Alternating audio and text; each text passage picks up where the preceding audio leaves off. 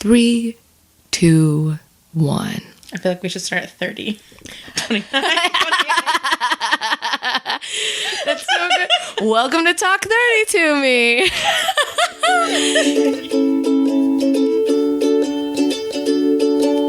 Podcast. We're making a podcast about 30 Rock. Podcast. We're making a podcast about 30 Rock. We're calling it Talk 30 to Me. It is great. Hi, welcome to Talk 30 to Me with your host, Kimmie And Kelsey.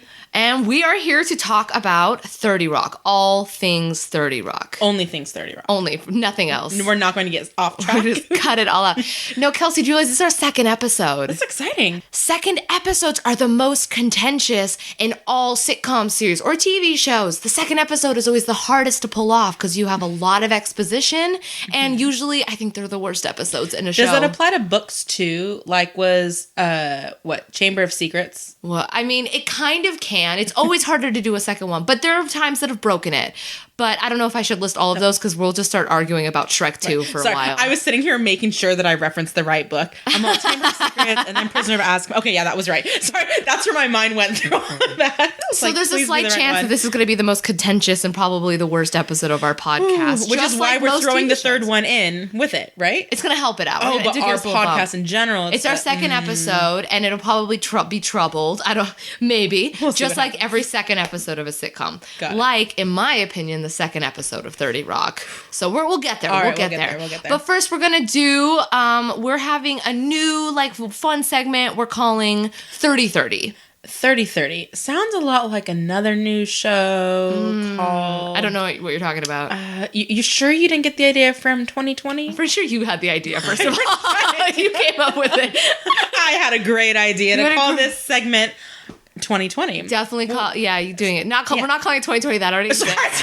30-30. This is 30-30. This is our 30 Rock news segment. We're going to talk about where the people are now. So what I'm bringing to the table today, I just saw Whiskey Tango Foxtrot, which was written by Robert Carlock, one of the creators. Good old WTF. Which was written by Robert Carlock, one of the creators of 30 Rock, and obviously starring the beloved Tina Fey. Miss Tina Fey. So I saw it this week, and it's really interesting. First of all, I want to say I really enjoyed it. Okay. Clearly, I'm the demo. Mm-hmm. I'm like a young woman. Catered for you. This movie, I am her audience. I'm a young woman who lives in a city. I will watch everything she does. Yeah.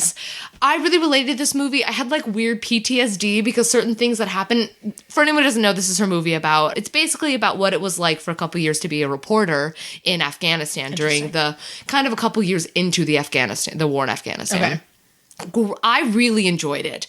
I started getting slight PTSD because it reminded me of things she was experiencing as a single white female in the Middle East were reminiscent to me of things I experienced as a single white female in India.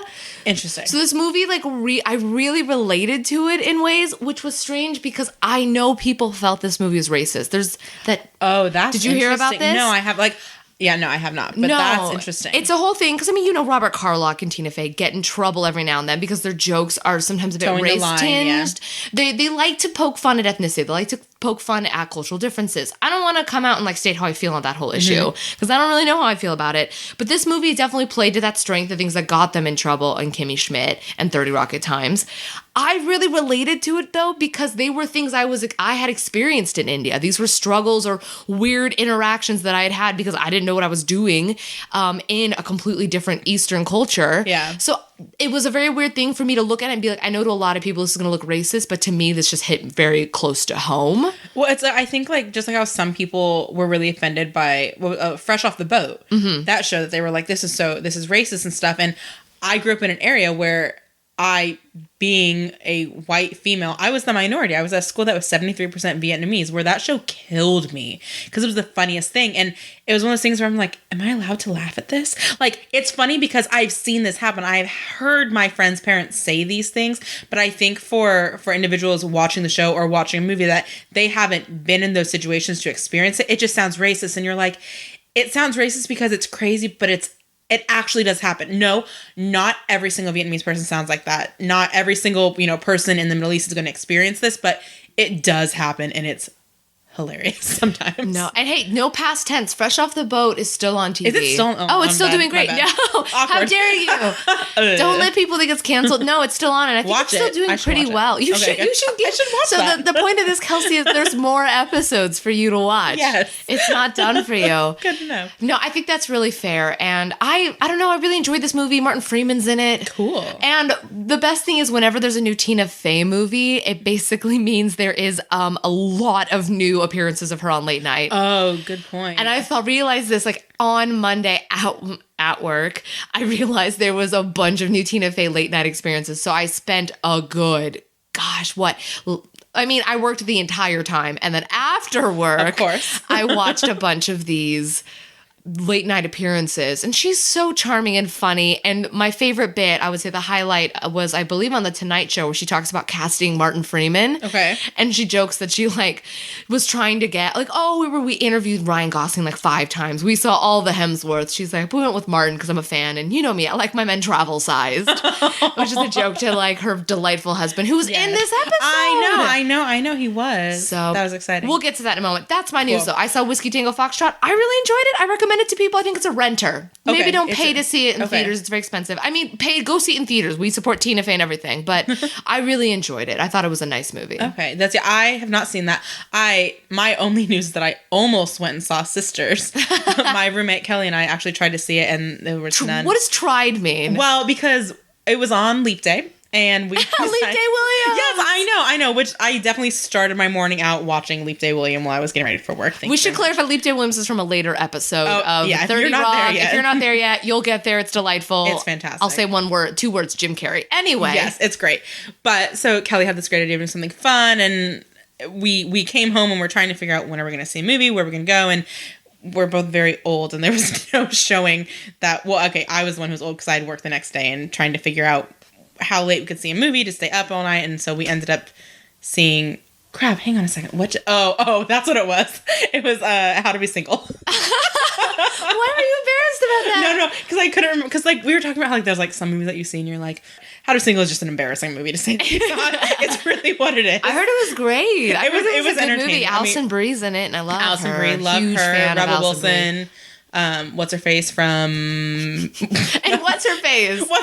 Dakota Johnson. Thank you. Yes. And Leslie Mann. Thank you. They had ads all over the Grove. All over the Grove. So that's what I knew about it. But yeah, that's my only updates. Hey, that's a good update. I really enjoyed it. You should see Sisters. You should see it. It's really wonderful. And I'd be interested to see if other people have this opinion, where Kimmie has a sister and I have 2 sisters. That show probably really resonates more with somebody who has a sister that they have that relationship with. So that's why I really wanted to see it. Yeah, let me know.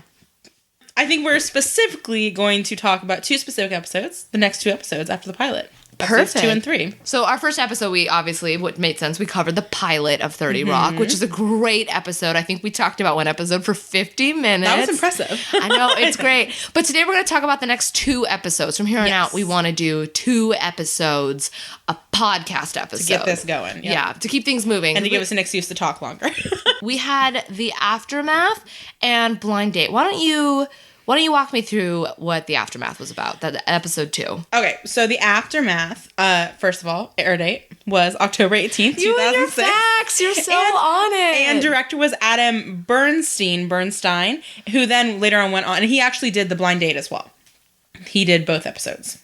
Oh, the episode. I thought you meant the movie. And I was like, is there a movie called The Blind Date? No, I feel like it stars Patrick Dempsey. Most likely. Doesn't it? So he then went on, though, to do 8 episodes of Breaking Bad, Better Call Saul, a couple of Orders of Law and Order. He did Breaking Bad? Mm-hmm.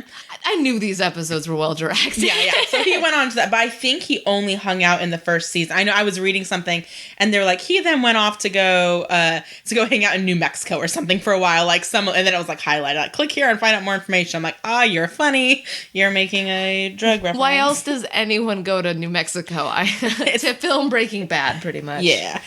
Just the quick little recap about the aftermath is really just everyone dealing with Tracy now being on the show. That wasn't just a one-time cameo. He's there. He's on the show. Jenna goes a little crazy, of course. The writers don't know what to do. Liz is playing mom, trying to keep the writers happy, kind of keep Jenna not crazy. Dealing with Jack, trying to just be handle Tracy, but he's not your employee. You need to keep him happy. And lots of funny lines in between, but it ends with, okay, we need to make everybody happy because nobody likes you and me, Liz talking to Tracy, and they end up on a yacht. And that yacht may or may not have been belonging to somebody else.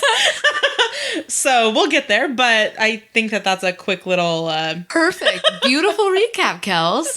You're definitely in charge of that for this whole thing. Awesome. You're good at recaps. And now I just want to talk about the boat scene, but that's at the end, so we can't really talk about that yet. So the whole show starts, before all the credits and everything, it starts with Liz and Jack walking around and talking about Tracy, and... You're already missing something. I know. No, you should have felt bad. My first thing I noticed was the fact that the very first shot is just a shot of Kenneth grabbing a thing of Jell-O and walking off. Oh my gosh, how did I miss that? And it's not even it's not a real moment, but something about that tickles me. Just Kenneth with Jell-O. With Jell-O.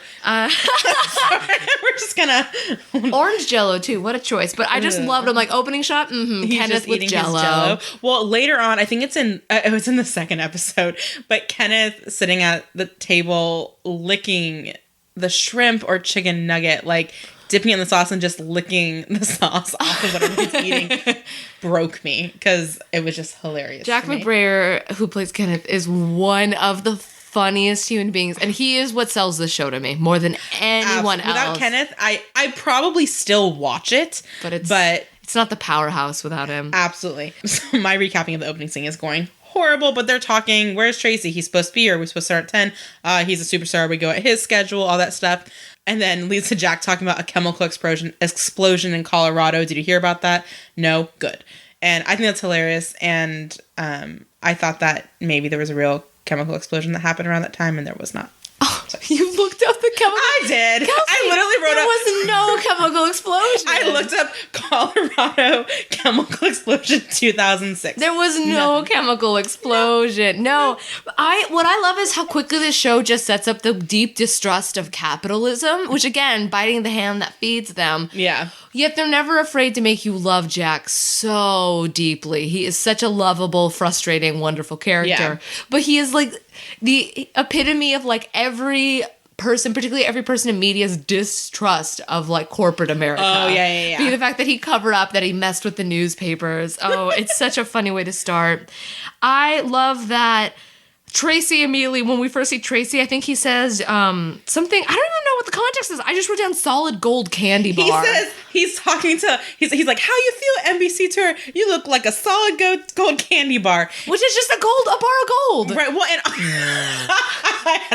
I went plot way more, like, of course, it's a candy bar of gold. And you're like, it's a gold bar, like, you and right? I realized already, we've talked about 2 episodes this far, and already I realized that you're very literal with these characters and with the world they're building, and I'm very felt like abstract. Yeah. I'm like, this is a metaphor for something, but you think they're like, and I love that you approach it like world building, like, they're just building this really complicated world where you can eat candy bars. Well, of course, gold.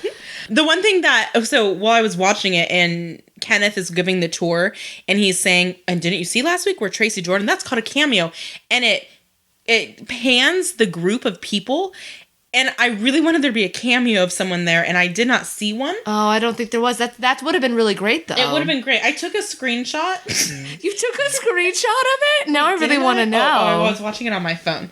Pull up that screenshot and we'll look at it. I wanted to see that you might recognize somebody. You have so much faith in my ability. I do. Do you see anybody? There's a dude there, and like that to me screams it's got to be somebody. Oh, you mean the guy with the hat, the glasses, and the incredulous expression, and the mustache? It just screams. No, look at this, guys. There's the expressions of all these people is great. No, there's no cameo. The funny thing is, the episode before there was that one tour that was led by Aubrey Plaza.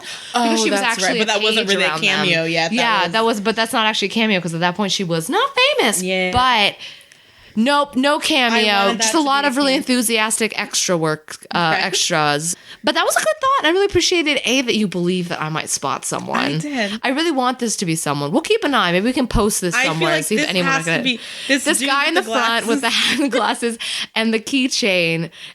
He does look very incredulous, and his mustache is it's pretty impressive. Yeah. It's a pretty impressive mustache. So maybe he is. Maybe they just hid him behind a bunch of things and it's actually just Paul Giamatti in character. That's what I'm hoping for. Really thinking it's Paul Giamatti. I want to first say there was a bit where they're watching Jenna getting bit by the cats from the last episode. Yes. Did you see how old YouTube looked in that? Yes. First thing I noticed, old YouTube is amazing. 'Cause that's 2006. YouTube is only a couple years older. I took a screenshot of You that screenshotted it as well. It's so old. It has tabs. I was looking to try. I actually looked up to see if this video exists. The Girly Show, It does not. Cat Attack. Yes. Also, I was very sad to see that. Maybe this was before Chrome was a thing, but they're using Internet Explorer. No. Okay, I sometimes use Internet Explorer, and that's a shame. But that was the only option in 2006. There was Mozilla, but Chrome. Yeah, I don't think Mozilla's better than Internet Explorer? That's when I get talking to an IT person. Yeah. Okay, so actually, even before we get to the whole Girly Show Cat Attack thing, there's the whole Tracy Jordan entrance and the Celebrate Good Times music playing, and how first Liz enters and they play, oh, never mind, and then who comes in next? Then Jenna comes in, and just poor Jenna. And then finally Tracy comes in, and I think that's the first time you see his belly. Second time. He does it already in that first episode. Sorry, that's what I meant. First he time already in this did it in the episode. pilot. Yeah, it's the first time in this episode. You can count it by how many times in an episode. He does it in the pilot, I remember. I wrote Tracy Belly Watch number 2. Yes, number 2. We also get to see our beloved Jeff Richmond for the first time. Yes, which, if you don't know, that is Miss Tina Fey's Mr. Her other half, her partner in crime, her husband. Yeah, and I love they give him really solid cameos in this show, and he never has a line. He always just what's the word? Put upon. Well, and so in case you can't recognize him, it's so when Tracy walks in and he's talking, he's all excited, and Tracy comes up with this rule that you can't look him in the eye. He's like, don't look him in the eye. And so I was say Alec. So Jack says, don't look Tracy in the eye. Don't look him in the eye. And the guy who's on set that Jack turns to and says, just don't look him in the eye. That is Jeff Richmond. That is Jeff Richmond. Also, I am very happy. When I was watching this, I'm like, dang, Tracy at the beginning, kind of a jerk. And I'm glad that rule did not carry any further than this scene about the whole don't look him in the eye thing, because that would have been very weird. And that was all purpose for the joke. He's like, no, man, I'm cool. I'm going to be relaxed. Don't look me in the eye. Like, it was all for the joke. But no, his character in the end is very, though absurd, very loving and usually very understanding, though incredibly selfish. Yeah. So, but I was just really pumped to see Jeff Richmond. He gets great cameos. Everyone's always really mean to him, which I find hilarious. But I like that he had a role in the show other than he was a producer and he wrote all the incredible music. But I always like that they have him as like the music supervisor on the set of the Girly Show, which is pretty fun. So we'll see him. We'll keep spotting him as we go. And then I love that moment where they walk in. Jack comes into the writer's room to introduce everyone. And I wrote down all the things he says about everyone. Oh, me too. Particularly, first of all, unless I'm missing something, the only one who's... All of those are fake names except for John Lutz. His actual name is John Lutz. And I still don't know why they went with his real name. Instead of... Oh, you mean the actor? The actor. The actor is named John Lutz. Who is actually married to Sue in real life. Exactly. So which is the weirdest married, thing. which is wonderful. He now works on The Tonight Show. Okay. I see him all the time on that. But no, J.D. Lutz, that's his actual name, which I don't get why all the other writers got fake names and he didn't. I'd be so curious to know why. It's almost like on The Office, where some of them get Creed is Creed in real life. And Phyllis's real name is Phyllis. What decides that? That just fascinates me. It's in their contract. Like I will only be on the show if it's my real name. Well, maybe even Tracy. Like that's true. I guess it's his Jordan. Pretty much name. Oh, well, because they're playing on his persona in real life, which is great. But I just always find that funny. But Tim Grandy is from Maryland. Rachel Bay is engaged. Josh Girardi had got a 760 on his SATs. I had to look because I don't remember SATs. My mother was in the room. Then, right? It was 1600. But it's not something. It was a horrible score. Frank had this was a great little moment. So I was watching this with my parents because they were in the room. And then Frank owns all the issues of Black Tail magazine. And my mother goes, isn't that a dirty magazine? Yeah. Well, I should have probably said something else like, no, it's Penguins, Mom. It's just Penguins. Or it's Penguins in suits. Yes, exactly. Nope, dirty magazine. John Lutz has a thyroid problem. Also, I love, because sorry, you can finish, go to the next one. The next one is James, he explains why James Spurlock is named Twofer. And then Lemon is just Lemon. Also, so it then goes into the scene with him with his flashcards, and that's how he learned who these people are. But so does that really mean that on the back of Lutz's card it said thyroid problem? Or is that in his file? How does he just know, like, he can Jack has his medical records. That's what it is. Jack pulled his medical. Yeah, but then again, he doesn't just know Seal as Heidi Klum's husband. Or the guy who sleeps with Heidi Klum. The guy who sleeps with Heidi Klum, which was really, really good. And Anthony Pelicano, because I didn't know who that was, is a high-profile LA private investigator. What? Yep. Yeah, because half those names I was completely lost on, but it was a funny bit. You mean like Ziggy from the cartoon Ziggy? It was such a good joke. But I just loved this, the guy who sleeps with Heidi Klum. I laughed pretty hard at. I would like for you to tell me what you think that Tracy walks into the writer's room and says, I have all these great character ideas, blah, blah, blah. And just for the other guys, he says, where did it go? That he's got Ray Londo, the 2-foot-tall Spanish hustler, Ching Chong, who likes to play ping pong. Can you tell me the backstory for Biscuit? Oh, that was my favorite. He says, Biscuit, write that up. Yeah. What do you think his idea is? Biscuit. I can't even, I feel like everything I say will be slightly fraught and inappropriate. I cannot imagine what Biscuit is. What I saw is I felt like Biscuit would have been a sidekick to Hunky Grandma Be Trippin'. Like, Hunky Grandma would be like, yo, Biscuit! And then, like, I assume Biscuit was, like, the dog or something that runs out. That he plays in an Eddie Murphy-esque style where he's everyone in the room. That is my guess on who Biscuit is. All right. Who did you feel like Biscuit was? I was picturing, for some reason, I think there's like some story involving a cookie with legs and arms that walks around. I was picturing a literal biscuit. Oh, there's like a kid's book or something like give the cookie arms and legs and it walks around, and that's what I was picturing, Biscuit. And he had like a friend Gravy. This is why I'm not a writer for like Mr. Bill. It's like Mr. Yes. It's like a Mr. Bill like cartoon thing. No, I like that. That's pretty good. Yeah. We see the first usage of German in the show. German takes a huge part. There is so much German. Tina Fey even talks about like the crazy amount of German that's on the show because she speaks German. Mm-hmm. So we see German show up for the first time. Yeah, and by that, Jack is on the phone when Tina walks in saying, Liz. Oh, sorry. Man. Well, first name basis. This is horrible. Cool. So Liz is freaking out. She runs into Jack's office and to be like, why? How did you change the name of my show without telling me? And he's on the phone. With what we hear from his conversation is something in German, and then Detlev will have to call you back. Now, I hear Detlev, and I now think of Detlev from Parks and Rec. Detlef Shrimp. Yes. That's immediately what I thought too. Right, but it's not. I feel better. It's not. Who was it? He Research is the person? senior public prosecutor in Berlin. First of all, where did you even get this? I googled Detlev Germany, I think. And it brings up, he has a whole Wikipedia page. Oh. So, yep. So I was like, where well the done. hell are they getting these? I don't know. Yep. I just don't know where they pull this stuff, which is why it's great. Yeah, that was awesome. I really love the P-Cork thing. Nothing makes me giggle like P-Cork. I think Proud as a P-Cork. I don't know what to be. What did I say? You said P-Cork. I did? All right. And I love the nickname. I love My Baloney. I think because I love later on when they're on the yacht. It works. He makes it work. It's so cute. It's like, so aw. funny. Yo, My Baloney. If she walks in. Like, Tracy, you can call me My Baloney any day. Oh, goodness. I was thinking about this when they changed the girly show to TGS with Tracy Jordan. Can you think of any other real life shows that changed their name partway through? The only thing it made me think of is when I was little, I loved the show Seventh Heaven. And when Annie was pregnant with twins, I was convinced they were going to change the show to be called Ninth Heaven because there's no longer 7 of them. No, there are now 9 of them. But Ninth Heaven isn't a thing, Kelsey. And then I justified it by saying, "Oh, well, they now have 7 kids." Like that was literally a thing where I was waiting for the show name to change from Seventh Heaven to Ninth Heaven. I love how necessary this logic was for you in enjoying this show. So it's like how with Full House is now Fuller House, and isn't her last name Fuller? Her name is Fuller in the show, yeah. Her name is DJ Fuller. Mm-hmm. Have you watched any of Fuller House? Mm-mm. It is very nostalgic. That's what I'm hearing. It's one of those things where I've rewatched a couple of older episodes of Full House and like, okay, it's cheesy. It's appropriately cheesy for what the show could be. And the way they do the flashbacks are really cool how they use them sometimes. Where it's literal like footage from the first version of the show. So that it's been kind of cool. And some of the jokes, the poking fun at Mary-Kate and Ashley because they're not there. It's adorable. Everyone seems to think it's the cutest thing ever. It's pretty cute. I'll have to give it a go.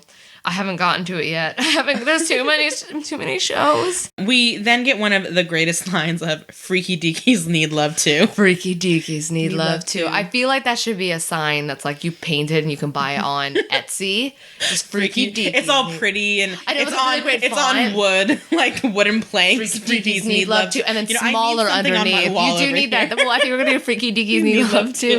But I just love how touched. To have in your bed. Frank is so touched by that too. Frank's like really moved by that. Oh, Frank, hat report. Oh, hat yeah. report. Good call. Hat report. It says done deal. Done deal. That's right. And he only has the one hat this episode, right? It's just one day. Yeah, just one hat. Yep. Does he wear done deal to the party too? I didn't even notice. That is a good question. This does not matter, but it matters to me. But it does matter. Well, I'll look that up later. We can confirm it. I wrote down, I don't know if you heard it. So basically when Tracy's like, I got a yacht, I got 2 solid gold jet skis, also gold sinks. He loves well, and then I wrote down because later on, gold snakes, is that what you gold said? sinks. Gold sinks. Gold doesn't float. Oh. It bothers me so much. And which is just a sign that he's lying. What were you saying? It just bothers me. He has an obsession. Obviously, he's a bajillionaire. But remember, he later on has that solid gold shoe? Oh, right. Because he's going to lose his feet. Yeah. He loves that. And then, no, is his watch that he wants to cut in half at one point solid gold? I can't remember. But he has a lot of gold. Well, the whole idea is that he's like new money. Yeah. And like it's always this running joke that like that's how he understands money is like solid gold. In gold. Which is really charming. But no, I don't, but he says yacht. He says 2 solid gold jet skis. And then he says, I got the AIDS monkey. As he's walking out, I'd never heard that before. And then I was like, he has the AIDS monkey? It has to do, I looked it up on something. There was something having to do with like a Russian monkey who had there's some, I can't remember. Well, the AIDS monkey, because AIDS comes from monkeys. Yeah. So it's the original. He basically has patient 0. I thought that's what he was saying. He's patient 0 of AIDS. He has the AIDS monkey. And it's like stuffed in his house, which is disgusting and hilarious.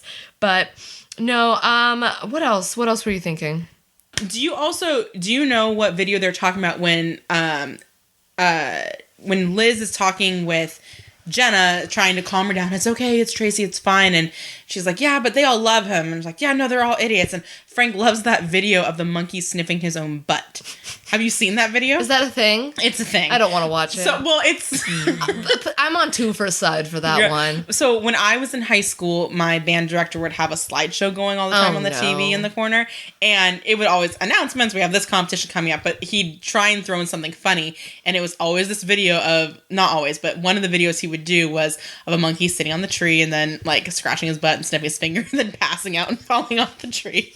And I was like, I know what this is referencing. And thanks, Mr. You were Baker. part of that meme in 2005 or 6 when this was made. I was indeed. Oh, okay. Do you mind if we go to the yacht scene? Let's go ahead and jump ahead. And Let's go to the yacht scene. The yacht scene for me was really fun because it had real Arrested Development vibes to it. Yes, I mean, maybe not. Maybe it wasn't intentional. It was partially the music when Tracy's jumping off the yacht into the water, but I was just getting major Arrested Development vibes with the music and the yacht itself and the party, and it made me really nostalgic for Arrested Development. I wrote, gives me some Arrested Development feelings. Look what the homosexuals have done to me. Look, Michael, look what the homosexuals have done to me. And then he talks about her hair. Oh, you couldn't just get that blown out? Mm-hmm. Oh, man. Yeah, it gave me a lot of the Arrested Development feels, which makes sense. Arrested Development was canceled, I think, in 2005. Mm-hmm. So like right afterwards. So it's right around there. I'm sure it wasn't intentionally a nod. It's probably just the fact that I've watched Arrested Development like 8 times. But it very much might have been. It just felt like it to me, and it made me really nostalgic. Should we talk about the second Rachel Dratch cameo? Yeah, she's in the closet as a lovely, lovely maid. Maria. Mayama Maria. Tell them who that ninja is on the boat. No, and so the episode wraps up really nicely. It's pretty funny. It just has that little lovely twist that Jack's very pleased with what a horrifying event that was with them being caught. I really wanted to see that casting call for the couple on the dock that comes up because they were the most nautical looking people, and I can just imagine, having worked in some casting, just imagine that we need older white couple, nautical themed. Mm-hmm. Can you get us a couple options? And then seeing them come in and be like, the guy with the glasses and the beard, perfect.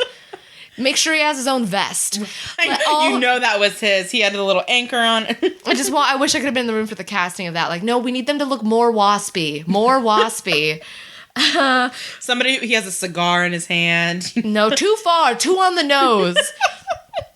I thought it was really charming. But what did you think as a whole? How did you feel about this episode as a whole? So I did not realize until I was like looking into this episode that people didn't like it.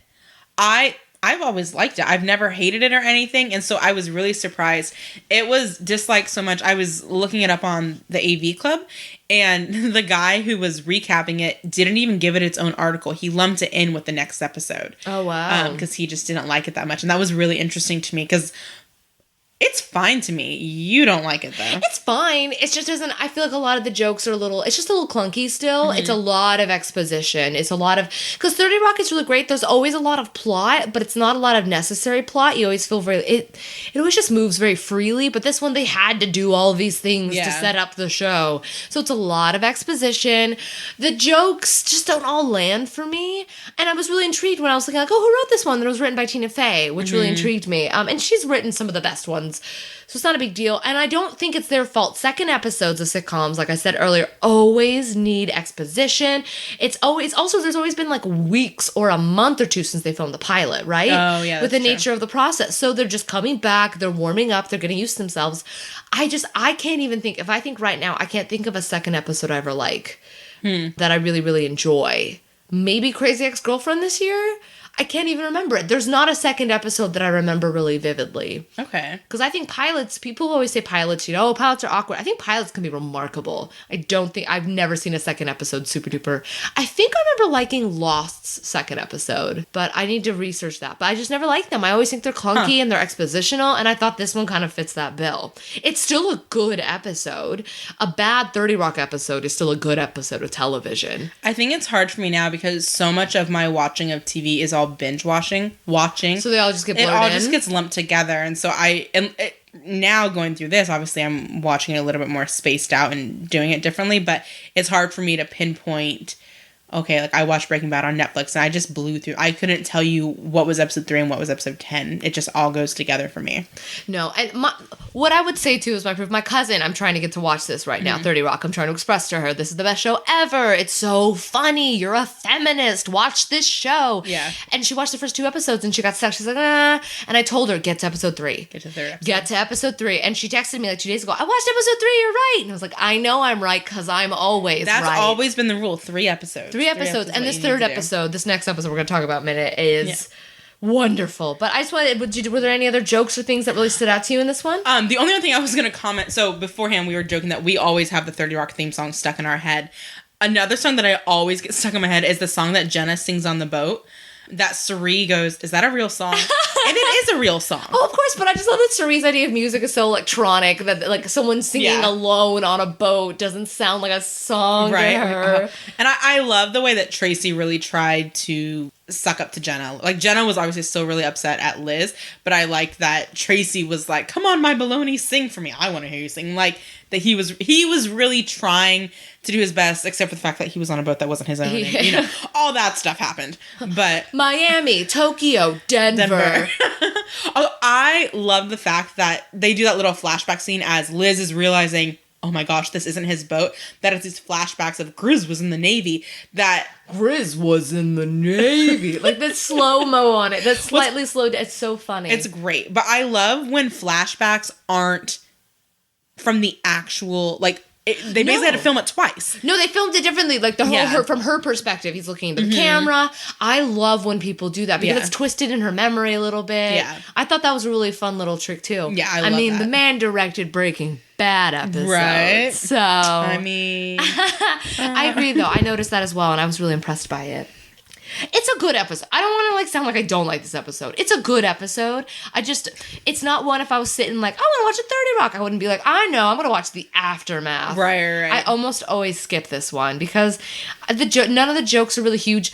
I will say there's one joke besides P-Cork. That destroys me. It's when she's saying how Jenna is paranoid. And then Jenna goes, paranoid. That confirms all of my suspicions. Something about that kills me every time. I love that. And she has Lee, the hairdresser, with her. So. Also, I love that Twofer was afraid of black guys. And the next time you rewatch this and you don't skip it, on the boat, watch the way Kenneth eats sushi. Oh my gosh, he spits it out. It's so cute. He's so adorable. Oh, it's adorable. Everything about him, he's like a baby. He's never had sushi before, doesn't know how to eat it. He doesn't know how like to dance with Sari. What a waste. Which just reminds me of his character on Forgetting Sarah Marshall, very much so. Like, oh, yes. Cool. Well, that's the aftermath. Yeah. All right, Kelsey, walk me through Blind Date. What happens? Blind what is Date, this episode? there are pretty much 2 words to describe this one. Poker and lesbians. That pretty much. There's a lot of poker games happening, and there's some lesbian activity happening, but okay, not... let's redefine. Let's do something different to describe this than lesbian activity. There are some dates going on between 2 women, and there's a relationship forming, but turns into a friendship that turns into a breakup.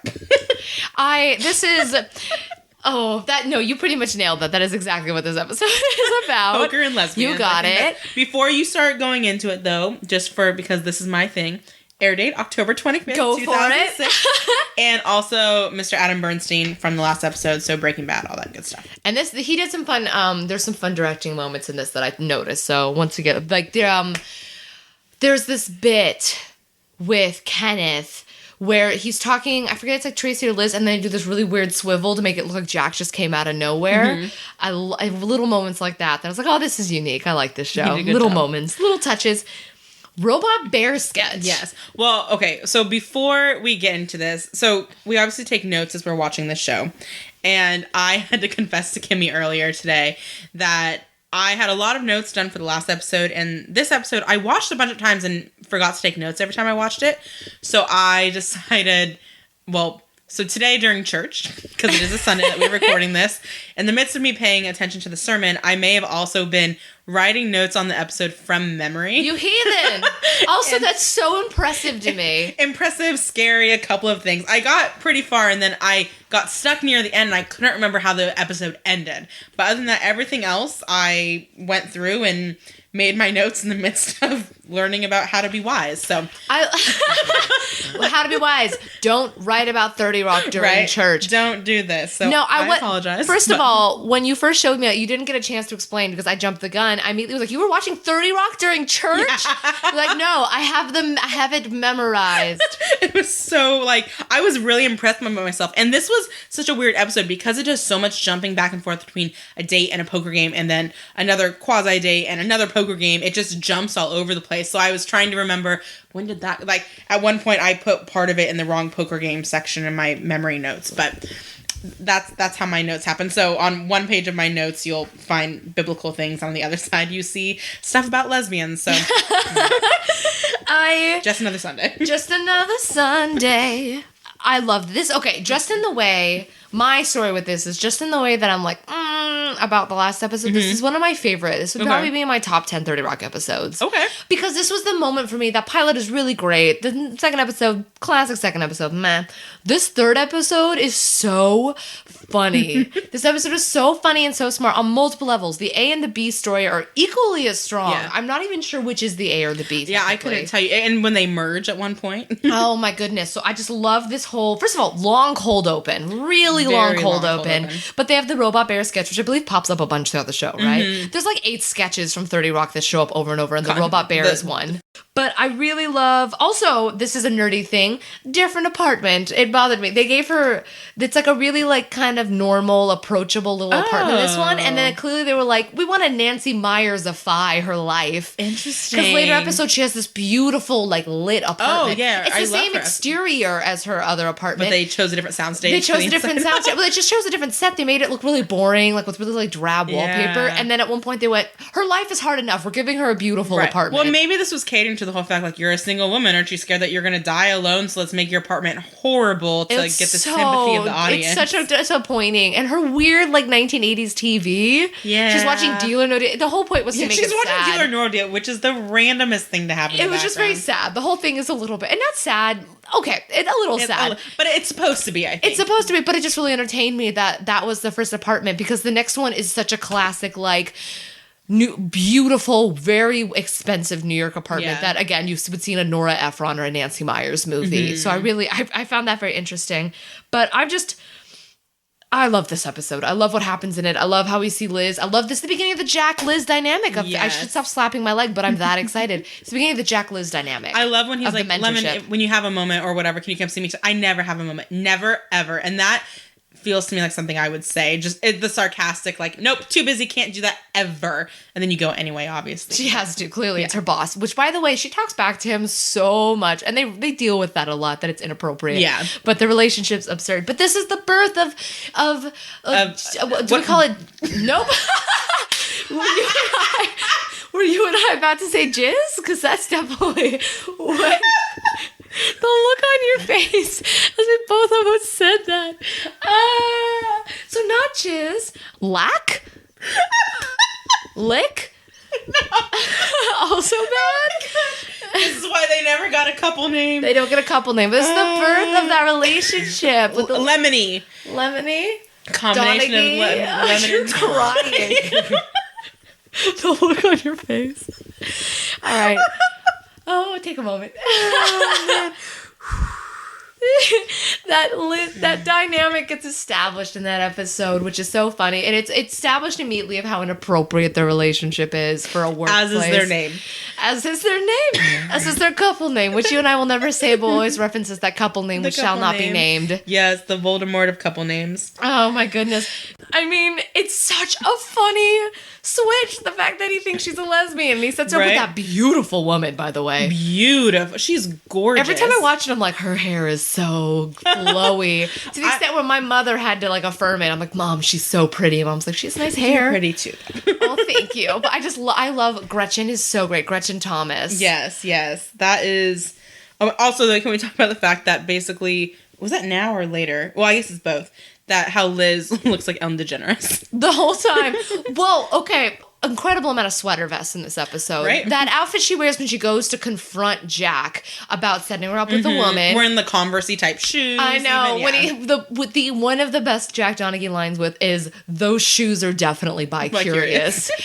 But she comes in, I noticed that she comes in, with that like button up with a I think a brown sweater vest, kind of loose-fitting work pants and these tennis shoes and a necklace. Later in the episode, because her and Gretchen show up at the poker game, Gretchen is wearing a much hotter version of that outfit. I bet I could even pull it up at some point, but it's the exact same outfit. It's the button up, it's the vest, it's a necklace. So they're sharing clothes? No, Gretchen's just much hotter. And you see where Jack would have gotten the idea that, oh, she's wearing that, she must be a lesbian. Oh, you're trying. Because it looks like what Gretchen is wearing, and it's so funny to me, though, because she looks so... Because Liz, let's be real, it's not her best outfit. No, not so much. In the Liz Lemon fashion report, that's probably a C or a D. Yeah, what I want to pay attention to, because she gets to a point where she obviously isn't wearing super professional clothes, but she does start to dress better, and I don't know if they're just trying to figure out her character still, obviously. Even her hair right now is very odd and very almost like the Rachel. It's the Rachel. Yeah. No, I think it's the Rachel. I think she's doing the Rachel a couple years later, and then she has the Rachel even more in one of the flashbacks in a couple of episodes. Oh, okay. But that I loved that she had the same outfit and their dynamic. Also, the joke about, she said you look like Jennifer Jason Leigh. I had to ask her. I thought she meant Jason Leigh. Well, and then later on, she gets reference to Ruth Bader Ginsburg, Tootsie. Like, just poor Tootsie. Tootsie bit. Tootsie is the most insulting thing. Oh, it's hilarious. Classic for Frank. I also love here that this is the first that we hear about Liz's ex-boyfriends. Dennis, someone named Neil. Neil, the Charlie Chaplin impersonator, which I'm not going to lie, I would have been into that. You would have. Have you heard the things they say about Charlie Chaplin? He was hot. Okay. He had piercing blue eyes. I'm just saying, like, that wouldn't have been as much of a turnoff to me as it clearly was to Pete. But a guy being there's a difference between appreciating somebody and being obsessed with. And are you saying that's the line, dressing up like Little Tramp is a line for you with the Hitler-esque mustache? Yeah, there's just that line. You and I might just have to disagree on this one, Kelsey. Like, I'm just looking for a man who can pull off that mustache. Just so impressed. No, but then the bit where, Neil, Dennis, Conan. Which we then, the redhead man who plays guitar. I love that bit. That's a running joke for a while, the fact that her and Conan date, which I was so bummed it ends at one point only because he got the Tonight Show and then didn't know the Tonight Show, and he ends up in LA. Yeah. Because he was a really regular part of that show. It was awesome. I loved having him on spoilers, it. we will see him soon. So Liz ends up, when she's trying to complain with Jack about, oh my goodness, she mentions that they play poker every Thursday night, which outside of this episode, I don't think they ever play ever again. No, it never comes up again. Okay. Also, my thought is, I'm like, Friday night is the night you do your show. Thursday night would probably either Thursday day or Thursday night would be a run through. Also, their show goes so late. I'm just so surprised at the idea that they would do a poker night. Like they work such long hours, but maybe I'm not understanding the camaraderie. Well, between them. even in the West Wing, they play poker sometimes. That's true. They find time. They're finding that work-life balance. They're finding that balance by playing poker with their work family at work. This poker storyline is incredible because it really introduces the importance of Kenneth. Kenneth has just been well, how can I describe, you just can't tell that period at the end of the sentence. Like, he's always just like a bit of a joke, but he's not a huge part of it, and this shows the fact that he is a big part of the show. Yes. And it's such proof why he's my favorite character on this show. It's that man. So the first poker game, I love when Jack's telling them their tells, which I just think is hilarious. That Lutz starts eating. Frank asks a whole bunch of questions, and Tracy holds up his cards. What's my tell? And 2 of his cards are facing Jack. Like that. So. Tracy. Can you play poker? Are you good at poker? I'm horrible at poker. I would have believed that Albuquerque Freakout is a real thing. Just my favorite poker game name ever, by the way. We should invent an Albuquerque Freakout. Let's do it. Like, I can't play poker. I have friends that want to play poker, and every time we play, they have to re-explain the rules to me.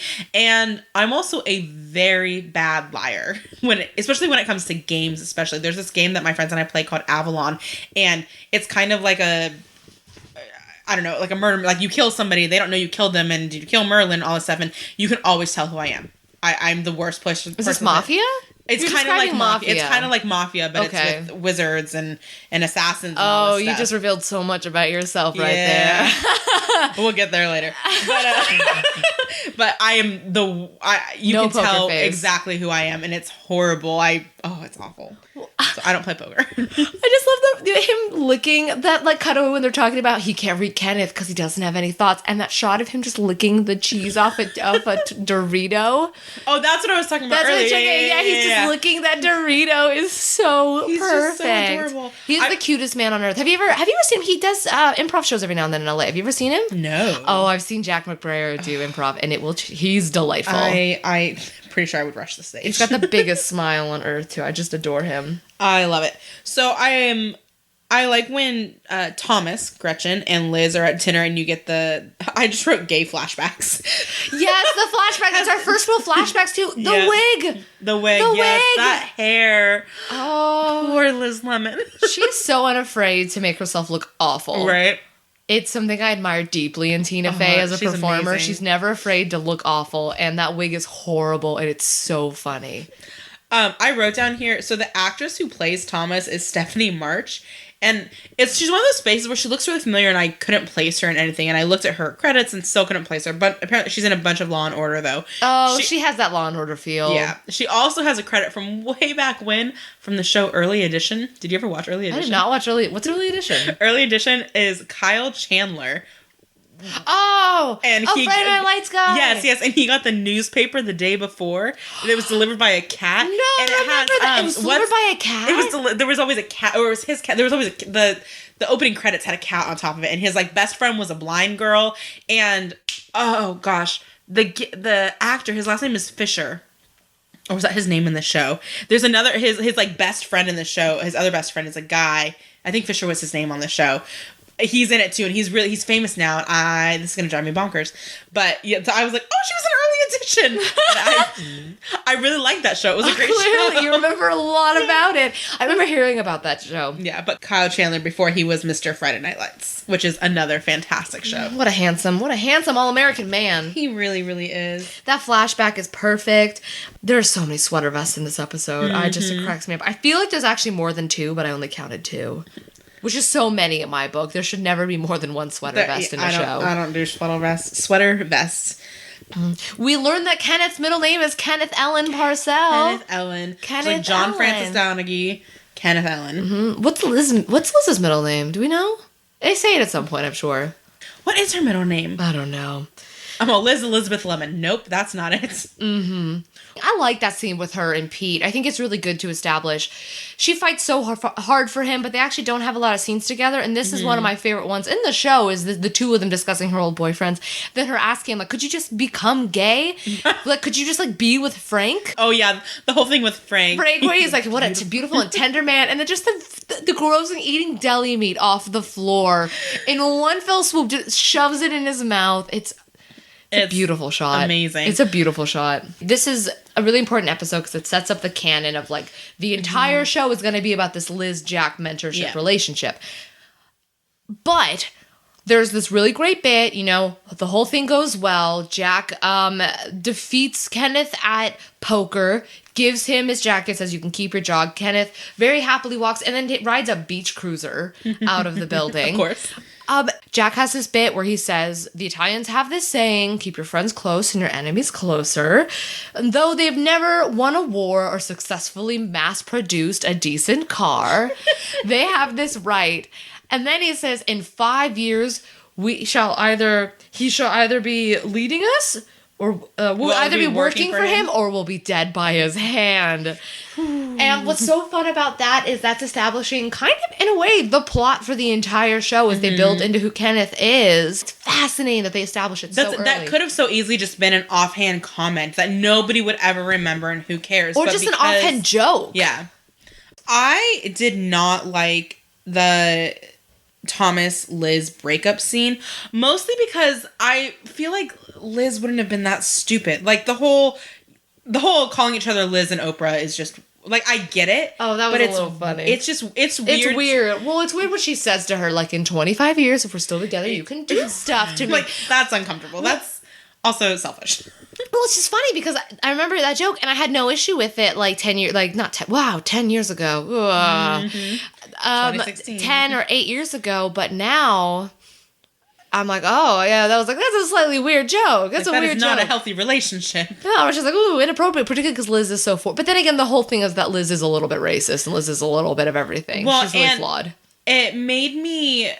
it just made me so... I don't know what it was. I think because Liz is jumping into this friendship relationship with Gretchen, so where she's cooking class and, you know, amazing race and all this stuff, which I get. It just felt very first relationship. I'm in love. We're going to plan our future together right now. And you're like, calm down. You've been on one real date. You guys had dinner at Cafe des Artistes, which is like a mile and a half from 30 Rock. You looked that up too. It's closed now. It closed in 2009. No, we can't go and recreate the scene. I did not look up Neptune though, which I wrote down here that Gretchen is an amazing decision maker because when she calls and says, do you want to get some food? It wasn't, what are you hungry for? You want to meet here at this time? It was just straight up like, Neptune here, bam. And I was like, I need friends like that. Because I go to Chili's too often. You go, Kelsey. This isn't a podcast. This is actually an intervention about your Chili's habit. I went to Chili's in Jordan. Thank you very much. Oh my gosh. There are Chili's in the Middle East. Oh my gosh, America. Also, did you notice? I'm assuming you did that there was no Jenna in this episode. Oh my gosh, I didn't notice. There was no Jenna in this entire episode. I was trying to, when I was sitting didn't notice in the least. I was sitting there in church going, okay, everyone's plot lines. What was happening? Okay, Tracy, they were doing this. I'm like, what was Jenna doing? And I couldn't remember, maybe I missed something in the opening, like, oh, she's off to go do whatever. But no Jenna. No Jenna. It makes sense. So I would have actually liked to see her playing poker with all of them and trying to seduce Jack into winning. Right. Which would have been awful. But no, that's such an interesting thing. Well, she must have just had a thing. Yeah. There's a reason they put her on that, but... And I love that ending bit with that horrible... After all that, Liz is all like, I like men, I love a bald spot and a hairy back. And then that guy is horrible when he hits on her. I can see your wedding ring. Yeah. Which is just such a great button to the entire joke. But overall, this episode just works so well on multiple levels. Her plot line, we learn a lot about Liz. We see Liz kind of come into a place where she does really respect Jack and he does look out for her. Mm-hmm. Even though she's still incredibly independent. We see Jack really learn about the community and him interact with them. And we get to see a lot of their power dynamics and learn about how each one of them is stupid in their own way. In their own lovable, special way. This is just a really great episode, and it's absolutely a favorite of mine. I always find it so funny. Another one of my favorite Kenneth lines is after the poker tournament, and it's the next morning, and he's just like, "I love it. It sparkles like diamonds." Kenneth, it's because it is diamonds. Just, Playa. Oh, I also loved when Gretchen was like, she has a comedy background. When they're talking about where she works for GE and plastics and wherever she's at now, like, oh, but you have a comedy background. Like, I appreciate office department jokes is really what it is. Oh, it's just, it's a charming episode. It works really well. And it's so early into a show. I usually will be willing to give a show like 5 to 8 episodes to find its comic voice. No, episode 3, I was like, this is a great episode. It was a fantastic episode. Oh, 30 Rock. The things you do to my heart. Right. Before we finish, we're going to do... Let's close with our fun game. I love the game Heads Up. We're going to do our version of Heads Up, which is the app, which you should all download and play. That's amazing. And we're going to call it 30 Ups. What I'm going to do is I'm going to time us, and whoever goes faster wins. So we both have a list of words from the show, from the episodes, today's episodes, that I wrote the words down. I'm going to try and get Kimmie to guess my words. She wrote words down. She's trying to get me to guess it. Pretty self-explanatory. We're trying to get the other to guess our 5 words, and whoever guesses the fastest wins bragging rights until next week. Bragging rights. I love it. Okay, so you probably just saw all my. I wasn't flash looking. the notebook at you because I'm like Tracy look. with my cards. Okay, do you want to go first? Do you want me to go first? Do you want to go first? I'm really nervous. I don't know who's are going to be more. difficult. You're going to be really good at this. I'm going to be terrible. I was so tired. I'll test you first. Okay. All right. No pictures down. I'm going to be so embarrassed. All right. It's going to be great. You're going to do amazing. These are not that hard. Okay. It's that thing made of things diving into the things. Shrimp. Yes. Shrimp. Yay. Well, oh. This is hard to time when I can't read my own writing. I'll be looking at the clock. Oh. All right. Pause. Okay. The second question. What does Frank bet in the poker game? Her Emmy. Her Emmy. Perfect. With what are they doing when Josh and Tracy are talking? They're skiing on a green screen. Yes, perfect. And then what is the name of the mentorship? He uses Reiki. the name. Reiki, Japanese Reiki. Yeah. Perfect. See, I told you these are easy. And then what does Jack say to Pete when Pete's freaking out? You're going to make me say Yes. that. Relax your balls, Pete. But you totally did it in like 8 seconds. Okay. So 8 seconds. That's really all funny. right. Now it's my turn. Now I'm worried mine might be more difficult. No, yours are good. I couldn't think of anything. I was so tired. Okay. You ready? All right, I'm ready. All right. Twofer's last name. Oh goodness. I know this too. It sounds like a Star Trek character, kind of, sort of. Riker? No. Oh goodness, no. It's James Spurlock. There we go. Spock? Is that what you're trying to say? Sounds like that. The name of the 2-foot tall Spanish hustler that Tracy comes up with. No, I don't know this. Everybody loves. Raymundo. Close. No, Raymond. Close. Raul. Raylando. Close. You're close. Raylando. Okay, it's clearly you're winning. Okay, this is the second restaurant that Liz and Gretchen go to. Is it Neptune? Yes. Yay! Well done. Okay, this is the actor whose roof Jenna falls asleep on. Ted Danson. Not Jenna. It's Tracy. No, it's Ted Danson. Danson. Yeah, Ted Danson. But There it's we go. Tracy. Oh, I'm sorry. You're right. It's Tracy. My bad. Booyah, she You're good. You're points good. for Well that. done. And the name of the boat that Tracy does not own. Oh God, it's something in Spanish for say hello to your mother or something like that. Remember your mother. I remember your mother. El Ciende or something. It doesn't actually mean what he says. I know. It means it's before tomorrow in Italian. I'm pretty sure. Avanti domani. That's me applauding you and your amazing research. Well, you clearly won. So let it go on the record. Episode 2, Kelsey is the winner. Point Kelsey. My other ones I had, my next one's going to be Colorado Springs for where the explosion was, or what was the Japanese city that Tracy said he took his boat to? Tokyo. There we go. You on got you. that one. Tokyo. Thank you. I know that one. All right. Well, that was fun. Oh, we nailed it. Perfect. Well, that was episode 2. Cool. Hopefully it's better than your classic second episode of a sitcom. But I hope so. Even if it wasn't, the next one will be even better. You better believe it. Mm-hmm. All right, cool. Thanks. This is Talk 30 to me. Talk 30 to me.